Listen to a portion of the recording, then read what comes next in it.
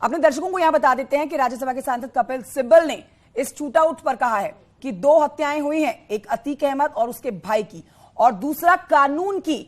उन्होंने कहा कि पुलिस की मौजूदगी में पब्लिक में एनकाउंटर किया गया है। उन्होंने यह भी कहा कि अगर ऐसा लोगों को मारा जाएगा तो फिर कानून का क्या मतलब रह जाएगा।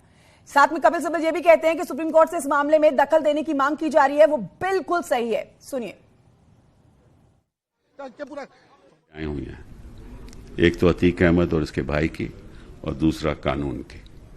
और चलो, एक तो 2 लोग तो मारे गए, लेकिन अगर कानून की हत्या हो जाए तो उसका नतीजा बहुत खराब होता है, क्योंकि फिर लोग कहते हैं कि कानून की जरूरत नहीं है, हम कभी भी किसी टाइम भी जाकर किसी भी हत्या कर सकते हैं। और अगर पुलिस ऐसे इनकाउंटर करने लगे, ये तो खैर इनकाउंटर नहीं था, ये तो पब्लिक का इनकाउंटर था, ये पुलिस का नहीं था। तो अगर इनकाउंटर के द्वारा लोगों की हत्या हो जाए, और 83 तो हो चुके हैं और 84 होने वाला है या होगा, तो इसका मतलब है कि कोई सुरक्षित नहीं है।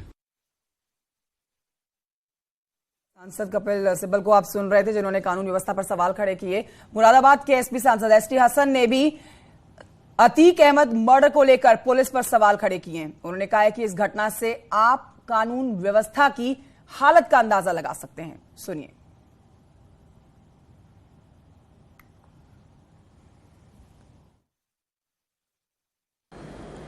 इस पहले विकास दुबे की हत्या हुई, फिर इसके बाद ये उमेश पाल की हत्या हुई, अब ये अतीक अहमद की हत्या हुई।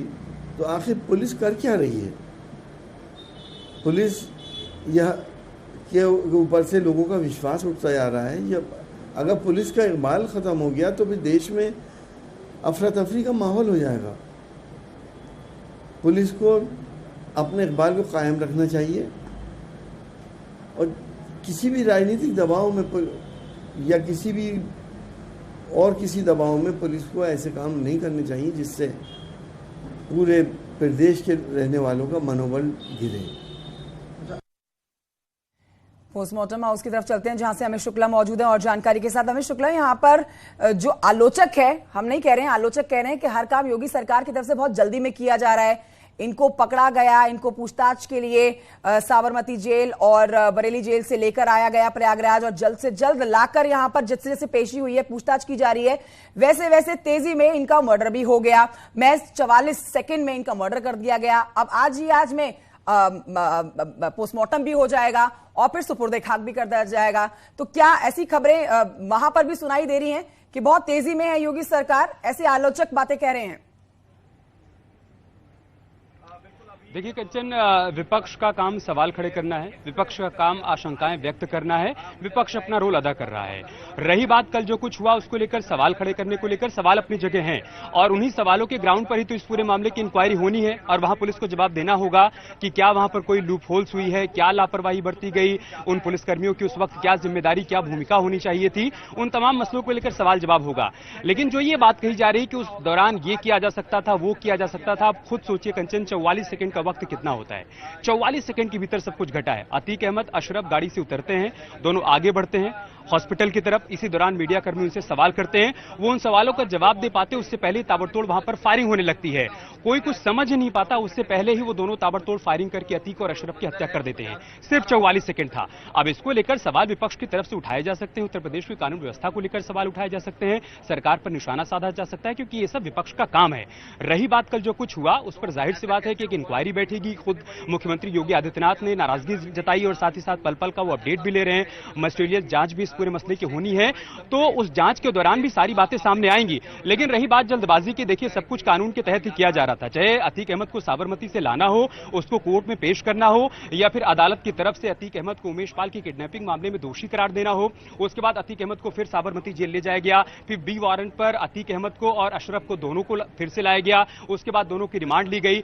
फिर देखिए चूंकि पुलिस के पास 4 दिन का वक्त था, 4 दिन के भीतर पूछताछ करनी थी, तमाम कड़ियों को जोड़ना था, पुलिस वही कर रही थी। इसी दौरान सारा घटनाक्रम घटा है और इसको लेकर जांच होनी है, लेकिन विपक्ष अपनी तरफ से सवाल उठा रहा है। बिल्कुल, तो जहां पुलिस तेजी दिखाती है वहां पर भी सवाल पुलिस के ऊपर उठते हैं, और जहां पर इस तरह की अनहोनी होती है जैसे कल का हत्याकांड हो गया, यहां पर भी पुलिस के ऊपर सवाल उठ रहे हैं।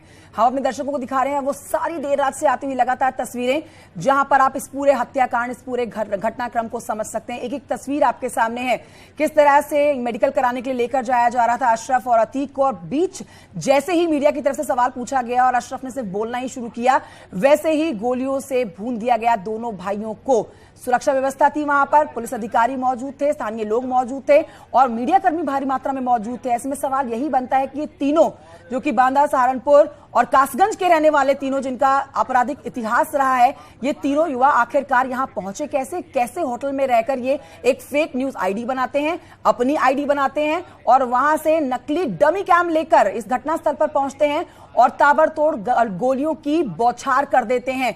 यही वो बड़े सवाल हैं जिनकी तलाशे जा रहे हैं जवाब, और इनके लिए मुख्यमंत्री योगी आदित्यनाथ ने भी गहन इस पूरे मामले पर नजर बनाई हुई है। आज तमाम सरकारी मीटिंग और बैठकें जो थी उनको कैंसिल कर दिया गया, उनको रद्द किया गया है, सिर्फ इसलिए कि आज तमाम बैठकें जो होनी चाहिए वो इसी मामले से जुड़ी हुई होनी चाहिए, जिसके ऊपर अधिकारियों को आदेश दे दिए गए हैं जल्द से जल्द एक रिपोर्ट बनाकर महज 24 घंटे में उन तक पहुंचाई जाए, और वहां से वो रिपोर्ट जो पहुंचेगी वो गृह मंत्रालय पहुंचाई जाने की। गृह मंत्रालय ने भी इस पूरे मामले पर योगी सरकार से रिपोर्ट तलब की है, जिसमें बताना होगा, जवाब देना होगा कि आखिरकार जहां चौतरफा तारीफ होती है योगी सरकार की सुरक्षा व्यवस्था को लेकर, इस तरह का बड़ा हादसा कैसे हो गया। हमारे सहयोगी अमित लगातार इसके ऊपर बने हुए हैं और जानकारी के साथ पोस्टमार्टम हाउस के बाहर से। अमित, कोई जानकारी कितना समय और लगेगा और किस वजह से देरी हो रही है? क्या वजह बताई जा रही है कि अभी सिर्फ यहां पर एक्सरे किया जा रहा है, उसके बाद पोस्टमार्टम होना है? क्या आज जो सुपुर्दे खाक करने की प्रक्रिया पूरा करनी है वो हो पाएगी? आपको होती नजर आ रही है? कंचन, देखिए, मेडिकल प्रोसीजर होता है वो अपने हिसाब से चलेगा और वही सब कुछ यहाँ पर हो रहा है।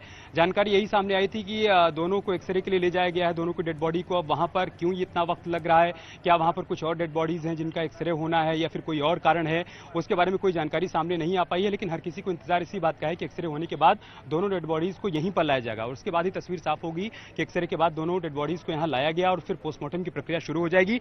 रही बात सुपुर्दे खाक आज किए जाने की, तो वो तस्वीर सुबह से हम लोग देख रहे हैं, वहां पर कब्र की खुदाई हो गई है। अगर यहां पर मेडिकल प्रोसीजर कंप्लीट हो जाता है, पोस्टमार्टम हो जाता है, तो जाहिर सी बात है कि उसके बाद शव को हैंडओवर किया जाएगा और शव यहां से जाएगा तो आज ही सुपुर्द खाक किया जाएगा। अभी तक की फिलहाल जानकारी यही है। अंदर इतना समय क्यों लग रहा है उसके बारे में फिलहाल कोई जानकारी अभी तक नहीं मिल रही है। ठीक है, बड़ी अपडेट यहां पर एक ये भी है कि ये भी कहा जा रहा है, अफजाल अंसारी जो कि बसपा के सांसद है, उनकी तरफ से कहा जा रहा है जो तीनों अपराधी जो इस समय जो हत्यारे हैं, जो पुलिस कस्टडी में हैं, जिनसे सवाल जवाब किए जा रहे हैं, आखिरकार इस पूरी साजिश के तहत वजह उनसे खंगाली जा रही है, पूछताछ करके उनके परिवार तक भी पुलिस अधिकारी पहुंच गए हैं, वो भी एनकाउंटर का शिकार हो सकते हैं। ये एक और बड़ी अपडेट है, ये बसपा के सांसद अफजाल अंसारी की तरफ से कहा गया है। और हमारे साथ मेहमान मौजूद है, समीर साहब हमारे साथ हैं, बीजेपी से प्रवक्ता, उनसे इसके ऊपर जल्दी से रिएक्शन ले लेते हैं। सर, सवाल तो विपक्ष करेगा और जो सत्ता में होती है सरकार, उनसे ही सवाल किया जाता है, क्योंकि तारीफें जब होती है तब तालियां भी उनके लिए बजती है और इस तरह के हादसे जब होते हैं तो सवाल भी उन पे दागे जाते हैं। अब ये भी एक अपडेट आ रही है कि अफजाल साहब कह रहे हैं, जो कि सांसद है बसपा के, कि जो तीनों हत्यारे हैं जो पुलिस कस्टडी में इस समय मौजूद है, इनका भी एनकाउंटर हो सकता है, कुछ भी कर सकती है योगी सरकार, ये उनकी तरफ से कहा जा रहा है। कर रही हमारी एजेंसियां जांच। ठीक है, अब मैं आपको रोकना चाहूंगी यहाँ पर, समीर जी रोकना चाहूंगी। अमित हमारे सहयोगी कुछ अपडेट दे रहे हैं। जी अमित, क्या बता रहे हैं आप? कंचन, अभी आपका सवाल था कि एक्सरे में इतना समय क्यों लग रहा है। सर्वेश हमारे सहयोगी हमारे साथ हैं और साथ ही साथ ये गाड़ी आ चुकी है। कंचन, देखिए, आप सीधी तस्वीर देख सकते हैं, एम्बुलेंस आ गई है, इसी गाड़ी में डेड बॉडी रखी गई है। मतलब ये कि एक्सरे पूरा हो गया है, अभी कंफर्म नहीं है, लेकिन शायद एक गाड़ी आ रही है और हो सकता है कि इसमें डेड बॉडी हो, शायद नहीं है। सर्वेश, क्या जानकारी, इतना समय क्यों लग रहा है? देखिए, ये एक्सरे की एक प्रक्रिया है, चूंकि गोलियां मारी गई हैं, मल्टीपल इंजरी है, उसमें तमाम गोलियां फंसी हो सकती हैं। उसी को जानने के लिए जो एक्सपर्ट की टीम बनाई गई है, जो पोस्टमार्टम के लिए, इसमें स्पेशलिस्ट डॉक्टर्स हैं, वीडियोग्राफी भी कराई जानी है, तो उसके पहले ये एक प्रक्रिया होती है कि इसको अगर एक्सरे करा लिया जाए तो ये पता चल जाता है कितनी गोलियां फंसी हैं और कितनी बुलेट इंजरी है। इसको जानने के लिए ये एक्सरे कराया जाता है और कोई दूसरी वजह नहीं है। और यही वजह है कि यहाँ से बॉडी को भेजा गया है मोतीलाल नेहरू मंडलीय चिकित्सालय कालविन, जिसे कहा जाता है, और और वहां से एक्सरे के बाद बॉडी को फिर यहाँ पर लाया जाएगा और उसके बाद जो डॉक्टर्स का पैनल है उसके सामने यहाँ पर पोस्टमार्टम कराया जाएगा और उसकी वीडियोग्राफी भी कराई जाएगी। उसके बाद तमाम औपचारिकताओं को पूरा करने के बाद ही परिजनों को सुपुर्द किया जाएगा। ठीक है, मल्टीपल बुलेट्स लगी हैं, इस वजह से राजू समय लग रहा है इतना। जब एक बार डेड बॉडी यहाँ पर आ जाएगी तो पोस्टमार्टम में कितना समय लग सकता है? अब देखिए, अमूमन जो पोस्टमार्टम में समय लगता है वो 20 से 25 मिनट का प्रति बॉडी में लगता है, तो उम्मीद यही जताई जा रही है कि 4 साढ़े 4 बजे तक पोस्टमार्टम की प्रक्रिया पूरी हो जाएगी। उसके बाद इनका शव कसारी मसारी कब्रिस्तान में ले जाया जाएगा, जहां पहले ही इनके परिजनों को दफनाया जाता रहा है। क्योंकि ये एक हाई प्रोफाइल मामला है, देश के गृह मंत्रालय ने रिपोर्ट तलब की है, खुद कोर्ट, सुप्रीम कोर्ट से लगाकर सभी कोर्ट लगातार इस पूरे मामले पर नजर बनाए हुए हैं। इसीलिए डॉक्टर भी पोस्टमार्टम करने के पहले ये तस्दीक कर लेना चाहते हैं सभी माध्यमों के जरिए कि आखिर इस बॉडी में कितने, इनकी बॉडी में कितनी बुलेटें लगी हैं। बिना एक्सरे ये बता पाना संभव नहीं है कि कहां कहां पर बुलेट्स लगी हैं, और यही कारण है कि उनकी पूरी बॉडी का एक्सरे कराया जा रहा है, जिसमें थोड़ा समय लग रहा है।